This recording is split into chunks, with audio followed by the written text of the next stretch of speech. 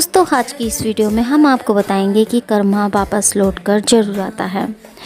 जो दुख हमने दूसरे को दिए हैं वे लौट कर जरूर आते हैं। अगर हम सुख दूसरों को दिए हैं तो भी लौट कर आएंगे, परंतु जो हम देते हैं वो 1000 गुना बढ़कर हमारे पास लौट कर आते हैं।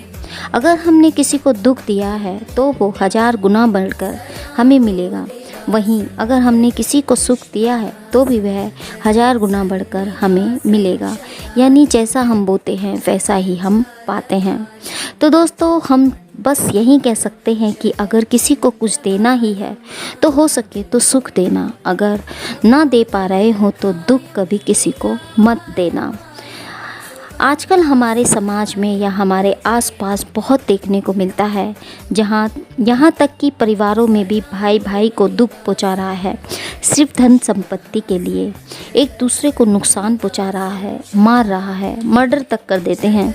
उन्हें लगता है कि उनका धन संपत्ति छीन कर ही वे आसानी से धन हासिल कर पाएंगे, धन इकट्ठा कर पाएंगे, क्योंकि बिना छीने इतना धन संपत्ति कहाँ से आएगा।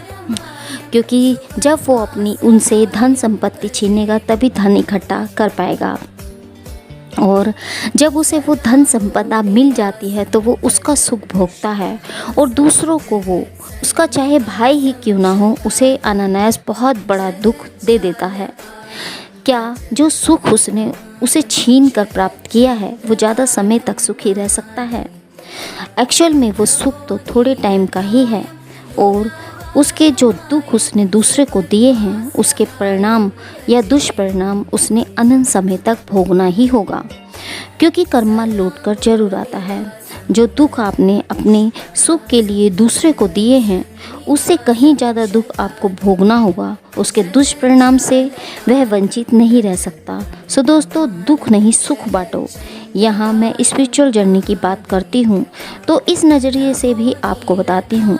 जैसे दोस्तों, आप ध्यान करते हैं, मेडिटेशन करते हैं, यह एक ऐसा तप है, साधना है, जिसे करने से आपके मन को सेटिस्फेक्शन मिलता है, मन को संतुष्टि मिलती है, मन प्रसन्नचित होता है, आनंदमय होता है। और जितना आपका आनंद बढ़ता जाएगा आप दूसरों को भी वही आनंद या खुशी देने में समर्थ हो सकेंगे। आप खुद में खुश रहेंगे तो दूसरों में भी खुशियाँ बांटेंगे, क्योंकि हम जिस एनर्जी में होते हैं वही हम दूसरों को देते हैं।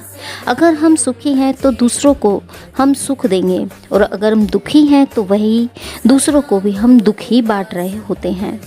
जैसे कि फूल जब खिलता है तो वो खुशबू देता है और सारे वातावरण में उस खुशबू को फैला देता है।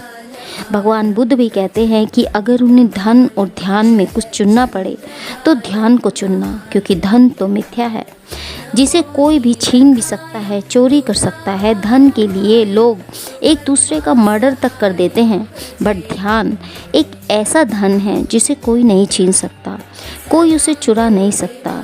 यह वह सुख और आनंद देता है जो दुनिया का कोई भी धन नहीं दे सकता, और जिसे मिलने पर किसी को भी दुख नहीं देता।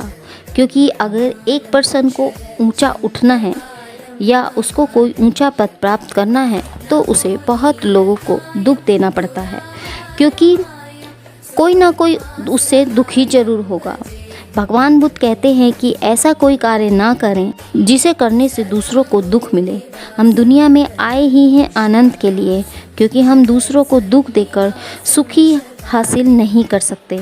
आपके मन में यह गिल्ट भी आएगा कि मैंने दूसरों को दुख दिया है, पीड़ा दी है। यह दूसरे में भी बदले की भावना आ सकती है, जिसे एक बैर पैदा होगा, क्योंकि जब हम दूसरे को दुख देते हैं तो दूसरा हमें दुख देने का प्रयास करने लगता है, और यह दुष्चक्र स्टार्ट हो जाता है, जो कि प्रकृति के नियमों के अगेंस्ट है। तो ऐसा सुख खोजें जिससे दूसरे को दुखी ना करें, तभी आप असली सुख के हकदार होंगे। तो दोस्तों, इस वीडियो से हमें यही शिक्षा मिलती है कि हम हो सके तो दूसरों को सुख बांटें, दुख किसी को ना दें।